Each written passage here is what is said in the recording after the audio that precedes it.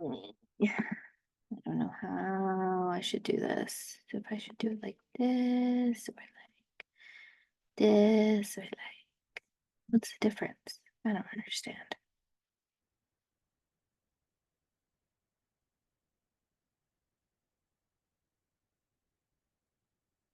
I don't know. I don't know. Okay. I guess this is what we're doing.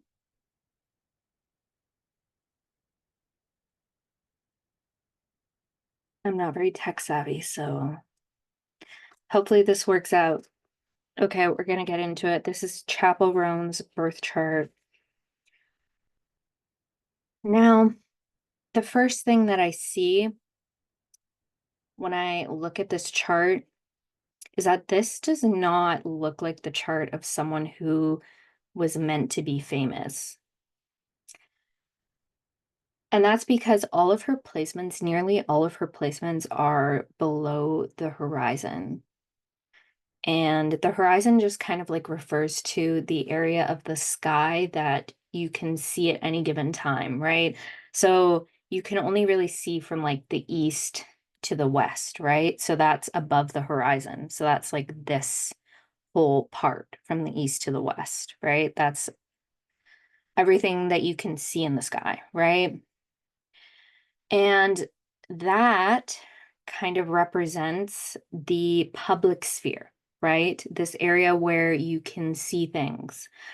Um, and she doesn't really have a lot going on in the public sphere. So it's interesting to me that she's famous, right? Because she's very private, like she's a very private person, right? And I think what's going on right now is that she's kind of having to set a lot of boundaries with her fans and be like, um, trying to kind of balance her private life and her public life because she has gotten extremely public recently.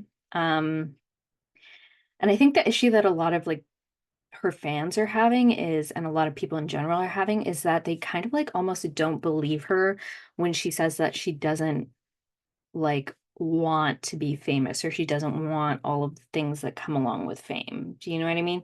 Like it's almost like people are having trouble believing that, right? Because that fame is such a highly prized thing in our society, but she's not really super focused on that. And so I find that very interesting. And I think that's part of like the discourse, right? Is people aren't really taking her for her word when she says that, when she kind of threatened, like kind of retracting and pulling back from the public sphere. I feel like people don't believe that she would actually do that. But looking at her chart, I totally believe that she would do that. Like she would give it all away in a second if it meant that she could get a little bit more privacy back. Yeah. Uh, so that being said, I find that super interesting. That's something that I like kind of noted right away. Um, we'll talk a bit about her ascendant first. Her ascendant's in Libra, right? Right here. This is her ascendant. Um, Libra ascendants, well, first of all, that means that she's Venus ruled. So her whole chart is ruled by Venus. That's kind of like the most important planet in this chart is Venus.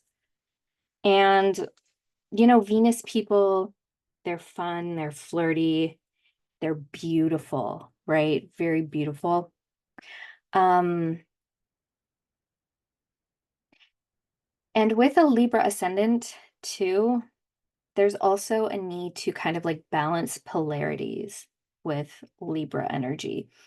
Um, and by balancing of polarities, what I mean is like when someone perhaps is standing on one side of an issue and another person is standing on another side of an issue, someone with Libra placements will kind of want to be the peacekeeper, play the role of the peacekeeper, right? And essentially mediate between these two sides and find a middle ground, right? And I think she's very good at doing that. Um, but when I first kind of looked at her ascendant, and this is more of an intuitive observation on my part, she has this really like intense desire to be loved unconditionally, but there's almost this like immediate feeling of restriction when I look at her chart, when I first looked at it, right? I think that it's either that she might like thwart herself from experiencing this sort of unconditional love that I'm talking about, but I ultimately think that it stems from like something learned in her childhood, right? So I think that that's always something to keep in mind. But aside from her ascendant in Libra, she doesn't have like a ton of Libra placements. Nonetheless, though, going back to what I said earlier about the balancing of polarities, this makes Libras very like conflict avoidant. Like they're not, they don't want to cause a stir, right? Um, I don't necessarily know if that's her per se. Um, but I do think for her, it probably manifests as an intolerance for conflict in her like close relationships, either her relationships with like romantic partners or her relationships with like family members. She, again, it's not wanting to put up a fight or make a fuss or make a scene, right? Um, and that could, just that could just be something that's natural to her, but it could also be that like maybe in the past, if she did make a fuss out of things or a fuss, um, if she did like act out in certain ways, or if she did even so much as stand up for herself, potentially she kind of got shot down, right? Like this sort of like, like people just like to gaslight you if you're like upset at them. Some people are like that. Well, where they'll be like, um, you're too much or you're making a big deal out of nothing, blah, blah, blah, that whole sort of thing. I can see maybe some of that going on potentially um in her childhood and maybe even still. Uh yeah. But basically what that leads to in the end is that it leads to this like repression, like emotional repression. So like shutting down your feelings and not being like super open, right? Um, yeah. I think that's also kind of exemplified as well by the fact that Saturn is opposing the ascendant. And Saturn is the planet of restriction, responsibility, karma. It can be kind of like a more authoritative influence in the birth chart. Um, so yeah, that kind of just goes back into what I was saying regarding like almost like her self-expression being restricted in some ways, right? Um, she just doesn't like to cause a fuss when it comes to her family matters or her like interpersonal relationship dynamics. Um, because she's been discouraged from doing so. Potentially. Again, this is all speculative, right? Astrology is very speculative by nature. But yeah, it depends too. It's not showing up in this chart, but depending on the orb that you use, depending on like different astrology software, some websites I looked at, there was also this kind of square between Venus and Saturn as well. Um, which again, Venus being the ruler of the chart and Venus being the planet of love, relationships, all of that stuff. That Venus Saturn dynamic is kind of making it, it's making it seem almost like for her, relationships feel like work a lot of the time, right? And I'll probably talk a bit more about that later on when we talk about Venus and we talk about Saturn. Um, yeah, I'll touch on some of that later. Anyways, her midhaven is in Cancer. And so the midhaven is essentially the highest point in the chart. And the midhaven is also typically the way that people view you, right? I would say even more so than the ascendant, right? It's how the public perceives you, your public standing, right? Um, but the midhaven is also on a more personal level. It kind of exemplifies what our true calling is in life, like what we're called to do in this lifetime. And oftentimes with the midhaven, it's something that you're not super like it's an energy that you're not really attuned to as you when you're young, but as you grow older, you slowly kind of begin to familiarize yourself with the energy on your midhaven. Um, and with a midhaven in Cancer, there's so many in her chart. It's just so interesting because there's so many like contradictions in her chart. Like the midhaven again is about like public image, public perception, all of that, but it's in Cancer. And Cancer is a sign that is all about the home. It's about one's roots, right? It's a very private, very self-protective sign, right? So it's just interesting that that's the sign that her midhaven is in. Um, but I do think that that is how the public perceives her. I think she comes across as very self-protective. Um, in the eyes of the public, right? Like she is very private. A little bit, it can seem almost kind of withdrawn, right? Um, yeah. It's very interesting too that her true calling is kind of also oriented towards the more private sphere, right? And I think too, with her chart, there's like an element of like wanting to escape from things, like potentially wanting to escape from like family that like restricted her in some ways, right? Growing up, and now she wants to kind of pull away from them. Um, and I think you can kind of get that vibe from some of her songs. Um, Yeah, just this polarity between the self and the family. It's going to feature very strongly throughout her career and throughout her life. And it's also just about balancing the public and the private sphere for her. But,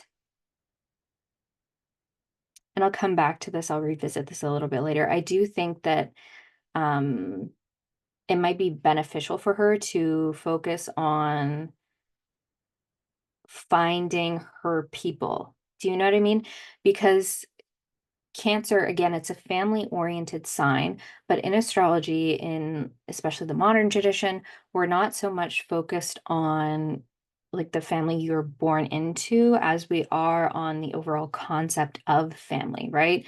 So family for different people can mean different things, right? You can find your people later on in life and you can build your own family. So I think that that might be something that she might slowly start to work towards, right? Because I do think that um there probably is some toxicity with her, like the family that she was born into, given her chart. Anyways, let's talk about her sun sign. Pisces sun. I love a Pisces. Pisces are, I will say though, the most mentally ill of all of the zodiac signs. Um, She's also got her South Node in Pisces. So she's got a lot of Pisces, okay? So incredibly, incredibly mentally unwell. Um, and I'm not saying that as a judgment, more so an observation. I'm a Virgo, so I can't really judge. Virgos are incredibly neurotic, so Uh, but it's just this Pisces energy that she's got in the fifth, right? With her sun, her Jupiter, her Mars, and then her South Node. It's not here, but it is here. It's just not listed in this chart that I drew up. Um, but the fifth house is the house of the heart, and it's the house of fondness. Um, it's very wholesome. It's my favorite house. It is my favorite house. I love the fifth house. I love a fifth houser. Um, but basically it's the house that kind of governs over things relating to art, creativity, pets, children, anything that you have love for, right? Any sort of project, any sort of artistic pursuit that you care very deeply about is related to the fifth house, right? Um, as well, too, Pisces is also a very like artistic sign as well. Um, so it is a lot of, she really does see herself as an artist. Like it is truly about the art for her, right? It's not about the fame, it's about the art. Um, but Pisces is all about connecting to a higher power or connecting to the whole, right? Like the energy of the whole. Um, and that could be like source, God, like whatever, whatever it is that you believe, right? Connecting to something that is greater than oneself, connecting to something outside of oneself is what Pisces are all about, right? Um, which is very nice. But on the other hand, um, there's connecting to a higher power, but then there's also escapism, right? So it can go one of two ways with the Pisces, right? Like they can be very connected, very spiritual, very in tune with that higher power, or they can be delusional. You know what I mean? Like very delusional. Um, and really that has to, whether or not you swing one way or the other really depends on your ability to ground yourself, right? And there's not like a whole lot of groundedness in her chart. Um, So I think that maybe that's something that she struggles with, trying to stay grounded to like reality and not getting caught up in like her emotions and stuff, right? Um, not that there's anything wrong necessarily with emotions, but I do think for her that art, her music, right, was kind of like a way for her to escape from her like just the place that she grew up in as well as her religious trauma. Um, And I'm picking up on some of that religious trauma themes because of Jupiter being so close to her sun. Jupiter, is the planet that governs over like higher education, philosophy, but it's also a planet that typically represents like religion, religious values, right? So it's typically a very expansive planet, but in her chart, it gives me a little bit more of like a restricted vibe. Um, yeah. So for her, I do think that, yeah, early on it was more of an escape for her, potentially, but I think maybe she has hopefully found some stability through her art, right? As she's matured and gotten older. Um, yeah. I think that one thing she would need to watch out for though is, and I'm gonna touch on this later, is like one of the only areas in her chart where she has Earth, where she can tap into that groundedness is with her Venus, right? So Venus is all about love, relationships, romance, friendships, all of that. I would watch out for, if I were her, I would try not to like rely too heavily on my relationships, my especially my romantic relationships, to give me that sense of stability, right? Stability is something that is internal. It's found within oneself as opposed to being something external, right? Um, so I think that she needs to find that stability within herself before she kind of goes out and tries to find stability through others, because I think that that is ultimately going to lead to very dysfunctional relationship dynamics. Yeah. Um, her sun is also conjunct Mercury in Aquarius, which I'll talk more about later, but so she's a bit like erratic.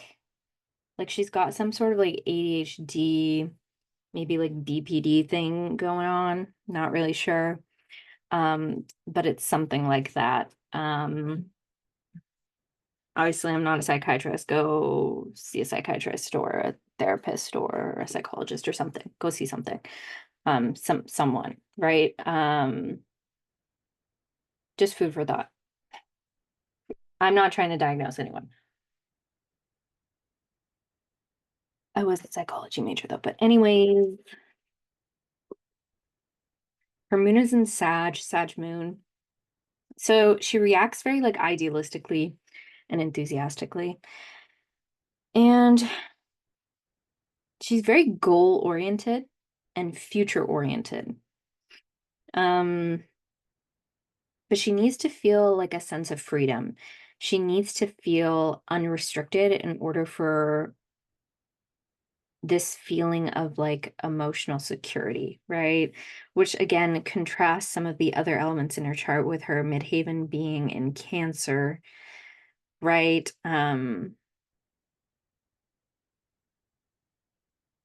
Like she has to kind of balance like this again, that family duty with like needing to be free. You know what I mean? Um, she's definitely someone that her emotions guide her more so than logic does, right?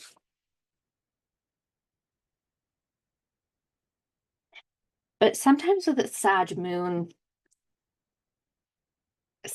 kind of gives me the sense of, again, because Sagittarius is a Jupiter ruled sign. So Sagittarius is a sign that has to do with kind of expansion. And the moon has to do with our emotions. So it makes me feel that perhaps she has really big emotions, like emotions that are too big and she doesn't really know what to do with them. And that's probably why she tries to like channel that through her art, because we do see um a square here between these Pisces placements or these Sagittarius placements and these Pisces placements, right? So there's a little bit of tension there between that. And that's why I think she has to channel some of that tension through her artistic pursuits. That's very important for her. Um, I think that art in a way maybe allows her to feel more free, and it allows for her to feel like she can actually express herself and express her emotions, right? Because I've talked a bit about in this chart, it feels like there is this sense of like emotional restriction going on, and it kind of like blows up in her face, right? Because that's just what happens when we repress our emotions, is they have to come up eventually. If you repress your emotions, like you're gonna explode one day, you know? Again, BPD sort of vibe. Not trying to diagnose, but just saying. Anyways,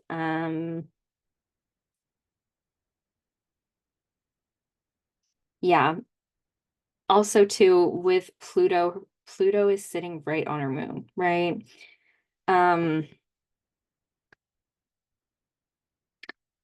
Pluto is the planet that has to do with death, transformation, rebirth, regeneration, evolution, suffering, trauma, pain, blah, blah, blah. So it's very like, Pluto is very like negative in some aspects, but it's ultimately about transmutation, right? So you're kind of taking the suffering and you're taking the pain and you're taking the resentment and you're taking the anger and you're transforming it into something else, right? Um, yeah. But with Pluto being right there on her moon, it's like buried rage, right? Again, it's coming back to what I just said, talking about like this this lack of safety in expressing her emotions, right? Like as a child, she didn't really feel safe expressing her emotions potentially. And that leads again, that causes a bunch of issues, right? And that's also emphasized again. That seems to be a very prominent reoccurring theme is like emotional suppression, restriction, feeling restricted, trying to escape that restriction. That's kind of like the main thing going on here. Um, but yeah, with her sun square moon too, she's going to have to work on feeling emotionally secure. And often with the sun and the moon being square each other, her wants, which are reflected in the sun, and her needs, which are reflected in the moon, are often kind of like at odds from each other, right? So she wants one thing, but she needs another thing. You know what I mean? Um, like maybe she wants fame, but I don't think she does. Or maybe she like wants privacy, but maybe she needs something else. You know what I mean? See, it's kind of confusing though. It's kind of muddled. Like it's not really clear, right? Because then when you want one thing and then you need another, then you're not even really sure what's going on. Like it's confusing me. It's probably confusing to experience it too. But more so with the sun and the sun square moon, there's almost like this need to like achieve something in life. Do you know what I mean? So it's like something that your parents and that your family can be proud of, right? There's like this need to achieve something. Oftentimes people with this aspect, as children, they felt that there was kind of a lack of pride emanating from their parental figures, right? Um,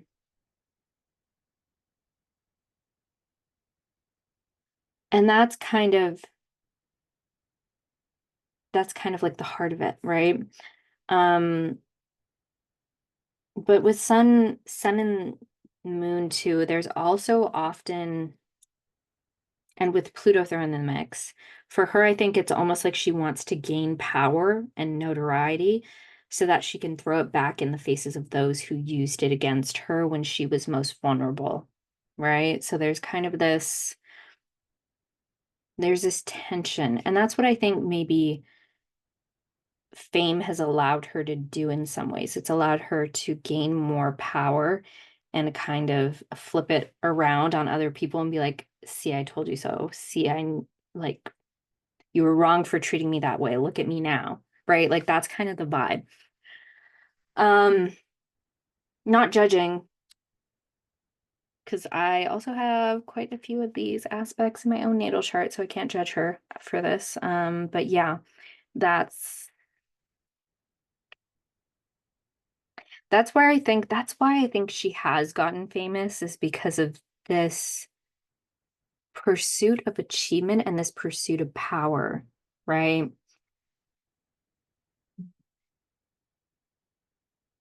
But I don't necessarily like again, it's coming back to that theme of maybe she wants fame on one level. She wants notoriety on one level, but maybe that's not actually what she needs. Like maybe she needs more security and more privacy, right? Um, yeah. It's definitely some shadow work type stuff could be a benefit. I mean, I think that can be a benefit to everyone, but yeah, it's kind of sad that as humans we're made to feel so terrible that we want to inflict that same pain on others one day. It's very vengeful and it's very sad. Um, but it's also very understandable, in my opinion. Speaking as someone who also has quite a bit of this going on in my own chart. Hmm. Maybe true power lies in forgiveness, though.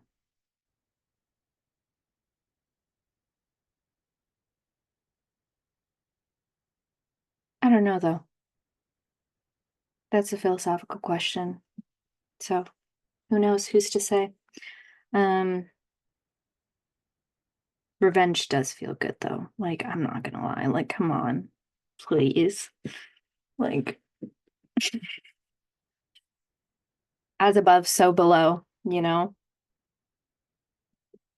Some of the kindest people also have the deepest and darkest um things going on. So, food for thought. Uh,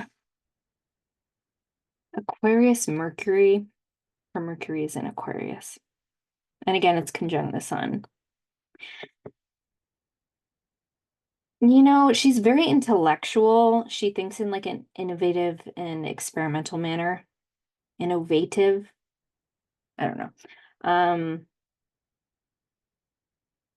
but I think that's also where she gets this, like Aquarius is very notorious for being very like progressive, right? And she's also motivated again by like freedom, right? Um, but a quote from one of my astrology books is that it's a book by Stephen Arroyo, but people who have Mercury in Aquarius, their thoughts are fragmented by unpredictable connections between unrelated concepts, right? So it's like, it's very abstract. It's like you're thinking of like this one thing, and then there's like this other thing, and you're trying to draw the connection between the two things, but you can't really do that like in a way that is like coherent, right?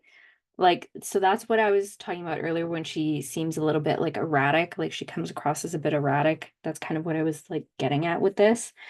Um, yeah. Um, yeah, let's move on. Let's talk about her Venus now.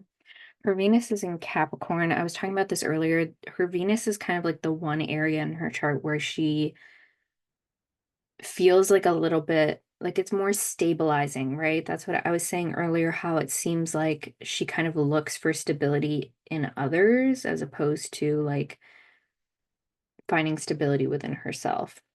And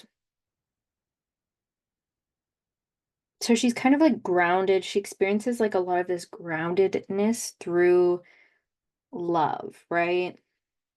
Um,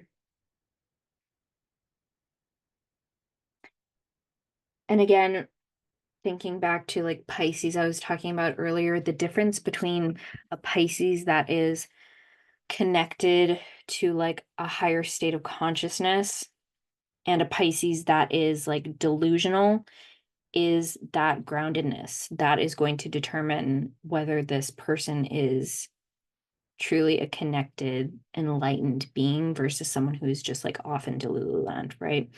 And so for her, it's like relationships almost like allow her to be grounded, and then that in turn allows her to be connected to that like higher state of being, right? So, and that also helps her with her art and stuff, right? Too. So there's like a lot of incentive for her to rely on others to gain this sense of stability, right? But as I said, that's very dysfunctional to look for stability in others as opposed to finding stability within yourself. That can lead to a lot of problematic behaviors in relationships, right? Um, so that's something, you know, to be careful about. If you have maybe any similar placements to Miss Chapel. Um, one of the things that, again, depending on like what astrological software you look at, there is actually like a very wide square between her um Venus in Capricorn and her Saturn in Aries. Um that can indicate a lot of things, but what's interesting is that Venus in traditional astrology is often associated with sexuality. In modern astrology, Mars is often more so associated with sexuality, but in traditional astrology, it's Venus. And what I've noticed personally is that when people have tense aspects between Venus and Saturn, a lot of these people tend to be like on the asexual spectrum, um, which I believe I haven't really seen too many of her interviews, but I remember seeing one clip where she kind of talked about being demisexual. So that's pretty interesting. Um, but yeah, with Saturn and Venus, with that Saturn in Aries too, and with her Venus being, I don't know, it just seems like maybe she's attracted to like people that are more like hot-headed and like temperamental. Do you know what I mean? And it's maybe it's like this is very Freudian of me, but like her Saturn is also often associated with like masculine energy, um, and like the father figure, right? So it's possible that growing up, her father figure or the person who was like the more masculine, more dominant one between her mother and her father, that individual was very like hot-headed and had a bit of a temper, you know what I mean? And now like there's a possibility that she goes and seeks that out in her romantic partners, right? Like she seeks out people that kind of remind her of her parental figure in some ways, or her father figure, like daddy issues. That's what I'm saying. I'm saying that she has daddy issues and that she seeks out partners that kind of give off the same vibe, you know? Mm, but again, it's more about the energy. So it's possible that maybe her mother was actually more of like the domineering figure. Um, it's more so about the masculine principle, right?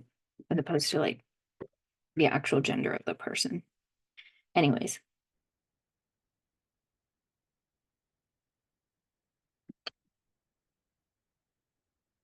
Hmm. What else? Oh yeah. But her Venus, I will say though, her Venus is very close to the IC, which is opposite the point opposite the midhaven. Um, I think she's actually pretty good at like setting down roots and finding her people, like more so than she gives herself credit for. Like she seems like a very lovable person. I don't necessarily know if she believes that she is, but I think that she is. And I think hopefully she can see that more clearly as she gets older. But yeah, very found family vibes. Found family. Find your family. If your family sucks, then find a new one. Anyways, Pisces Mars.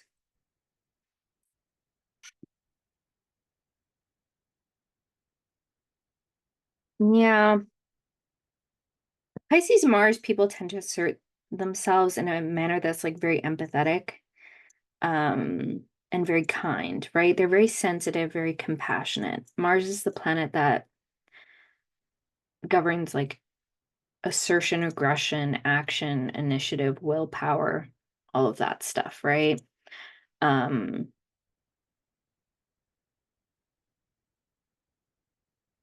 and with Mars being in Pisces, it means that she's almost like too vulnerable. Like she's like excessively vulnerable, right? And excessively empathetic. And that kind of like impairs her ability to assert herself, right? Because she's always like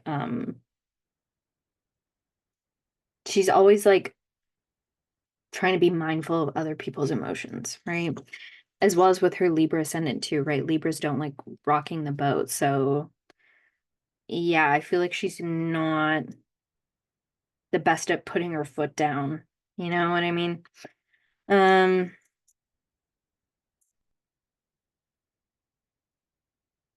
yeah.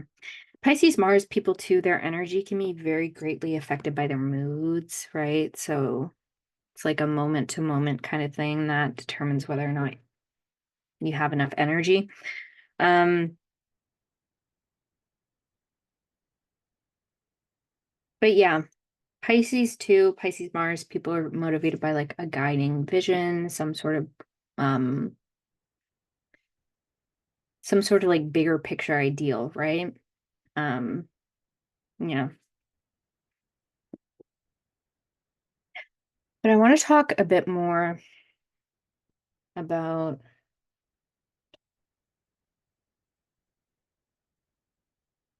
maybe like Jupiter and Saturn a bit more. Um, Again, her Jupiter is in Pisces. It's sitting very close to her sun, right? And so the sun is like your vitality, it's your life force, right? Um, it's your ego, it's yourself, it's your identity, all of that stuff. And Jupiter expands what it touches, right? So Jupiter here is basically expanding the solar principle, right? So it basically people with Jupiter and the sun, they can come across as like maybe a little bit egotistical, maybe a little bit arrogant from time to time. Um, but they're very good at like picking themselves back up, right? After they fall down, you know? Like they don't get discouraged for very long, right? They kind of just like they get knocked over and then they brush the dust off their knees and then they stand back up again. And then, yeah, so there's that. So that's kind of like a more positive feature of this. But yeah, I think that's also maybe that could also be influencing maybe people why people, kind of perceive her in a way that like she seems like she has this star power, right? Like she seems like a star. Um, but again, looking at her chart with all these placements below the horizon, it's like she is very private at the same time, right? Um, but yeah, I think people see her as maybe this, she just comes across as larger than life, you know? And that's because of that Jupiter Sun conjunction, right? She comes across as very confident, very self-assured, a little bit arrogant, maybe. But she's not really like that. At least not in my opinion. A little bit, just a little bit. Yeah. With her Saturn, though, let's talk a bit more about her Saturn here. Saturn and Aries in the sixth house. Again, I talked a bit about how that could be like a domineering parental figure that was like maybe just a little bit too hot-headed, too temperamental. Could it indicate that? Um, the sixth house is the house of health and service. It has to do with our health, obviously, as well as like day-to-day tasks and just day-to-day living. And Aries is a bit of an impulsive sign, so maybe there's some like executive dysfunction going on. Maybe it's kind of difficult for her to like settle into like a routine, like a stable routine. It could indicate that. With the sixth house as well, again, being all about health, and with Aries, Aries is the sign that is associated with the head, right? So I do think that I would be careful if I were her. I would be mindful of any potential like head injuries. Um, like I'm not sure if she had head injuries as a child or like if that's something that happened to her, if she had like a concussion at some point, or if she was just accident prone and hit her head all the time. Um, but yeah, if I were her, I'd be careful while I was performing so as not to like fall off the stage and like bang my head or something. Yeah. Yeah. And then we'll talk a bit about the outer planets in her chart. The outer planets, because they move so slowly, um, they're really kind of more like generational planets. So basically, like everyone within like Gen Z, or like most of the people within Gen Z will have like their Neptune in Aquarius, right? And they'll have their Uranus in Aquarius, and they'll have their Pluto in Sag, right? Like I was born around the same time as her, and I have Neptune in Aquarius, I have Uranus in Aquarius, and I have Pluto in Sag. So all that to say that like generational planets or the outer planets, what are called the outer planets, Uranus, Neptune, and Pluto, they don't really like tell you that much about the individual, at least not by their sign position. Um, but by their house position, they do tell you a bit more. With Uranus, Uranus is kind of all about awakening power, right? It's about becoming aware of collective issues, collective suffering, um, holding space for others. That's really what Uranus is all about. Um, and it's in the fourth house, right? So again, this indicates, strong orientation towards the family, strong connection to the family. Um,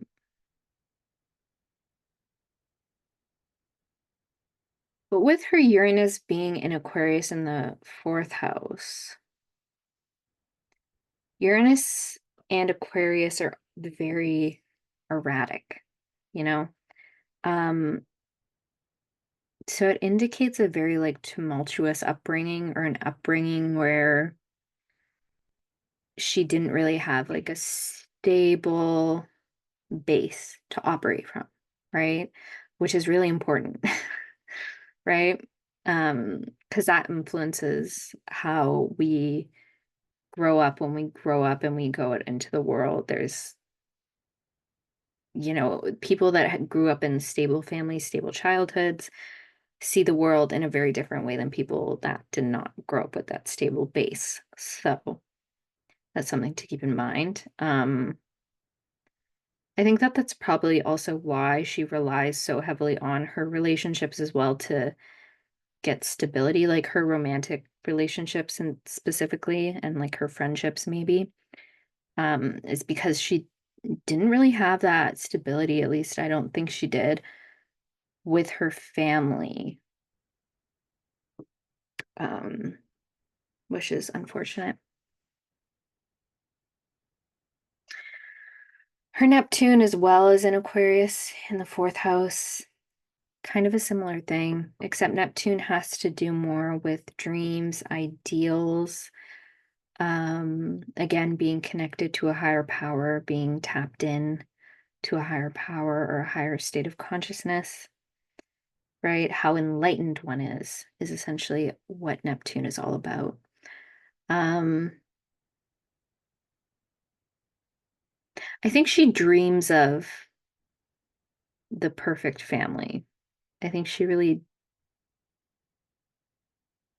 wants to have that perfect family. Um,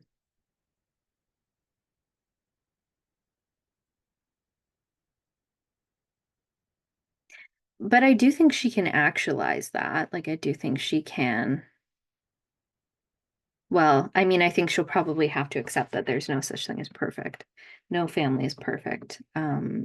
Families are messy, inherently messy. Um, but yeah.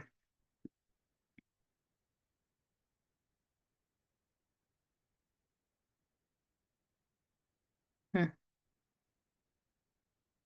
Yeah, she cares very deeply for her family members. And I think she finds it hard to get away from them or move away from them.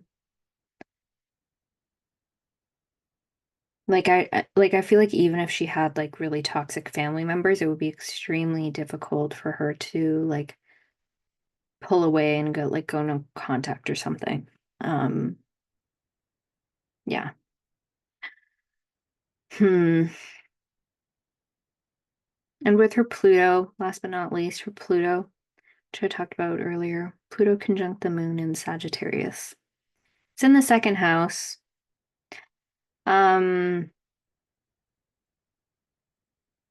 again, Pluto is a little bit of a nasty little guy, you know? I don't mean nasty and like nasty, like I mean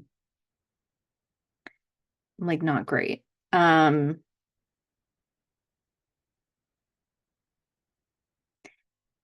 Pluto is a planet of death, transformation, transmutation, right? So it's about transforming pain and suffering and all the bad stuff into something beautiful.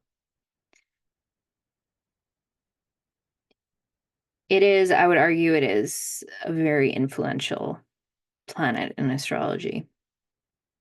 But Pluto in the second house,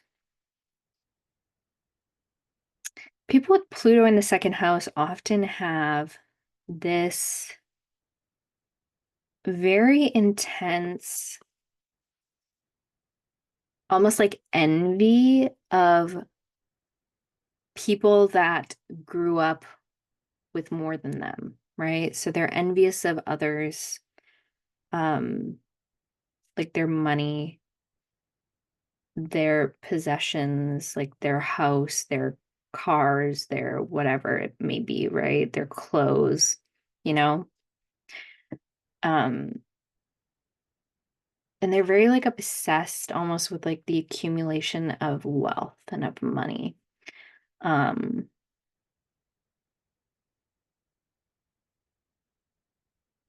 but it's not so much about the money per se as it is about the things that you can get when you have money, right? Um, and it's about the respect that you get when you have money, when you have nice things, right? Um, I do know quite a few clients of mine that have Pluto in the second house, and they would disagree with me on this. But I think they need to do maybe a little bit more inner work. Um,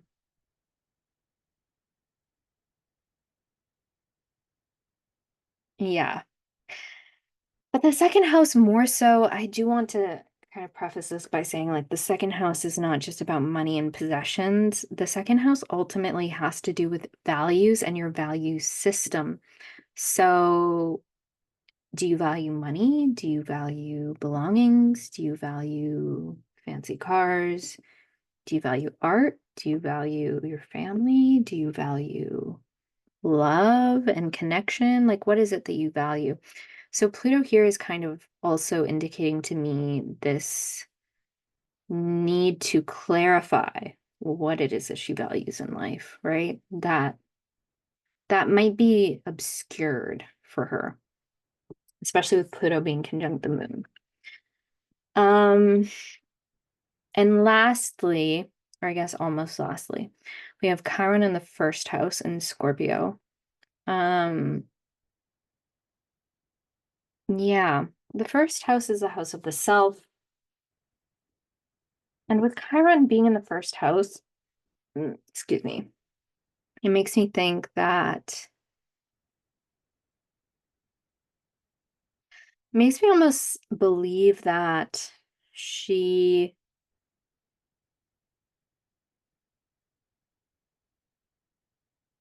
she doesn't have like as much confidence in herself as people think she has in herself. Do you know what I mean? She's very good at pretending to be confident. Um, like there is a very deep wound. Like ultimately, Chiron is a wound, right? So it's a wound of the self. So she doesn't, I don't think she has a lot of faith in herself. I don't think she really trusts herself. She's very insecure. I think she's been probably made to feel that way by others. Others who wielded their power over her, right? She was made to feel like she wasn't good enough, sort of thing. So while she comes across as very self-assured, very confident, a little bit arrogant, she's not really, she's not really. Yep.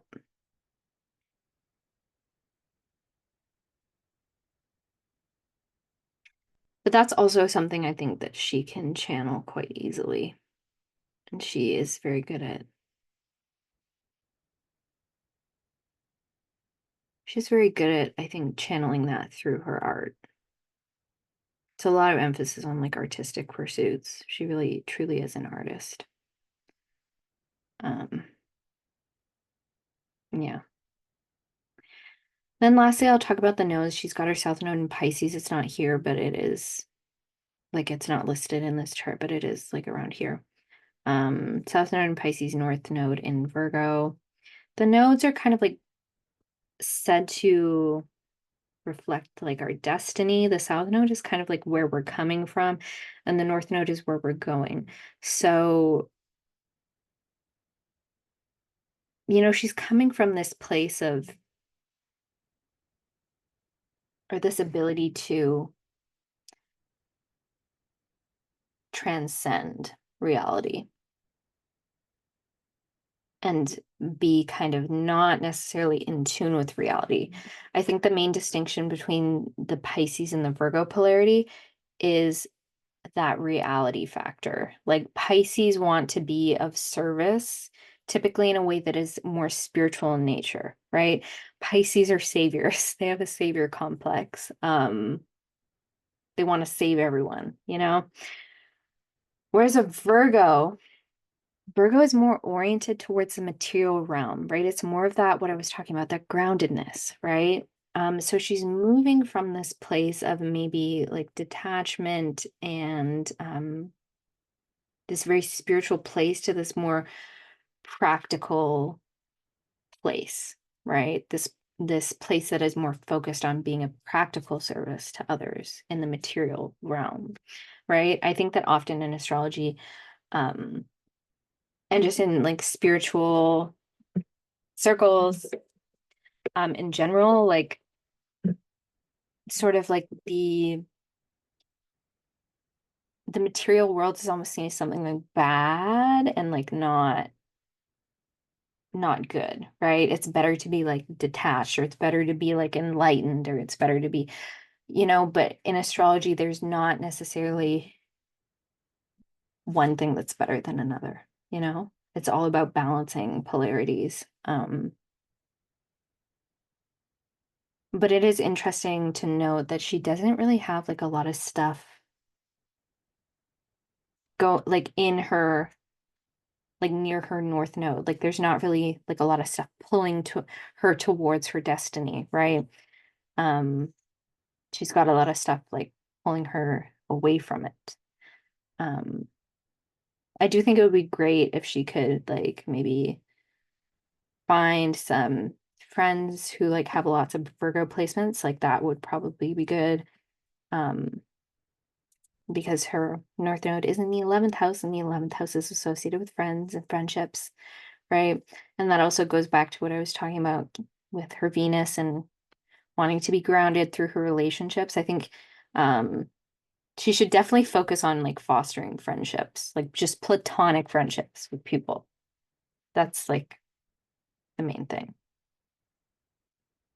Yeah, I think I'm done. That was probably long enough. Probably rambled quite a bit. Yeah, if you want to know more about me and more about the work that I do, just I'll probably like link my website in the description. It's also, I think, listed in my bio. But thanks for watching. How do I stop sharing this now? Wait. I'm not the best when it comes to the technology. So that's it. So thank you for watching.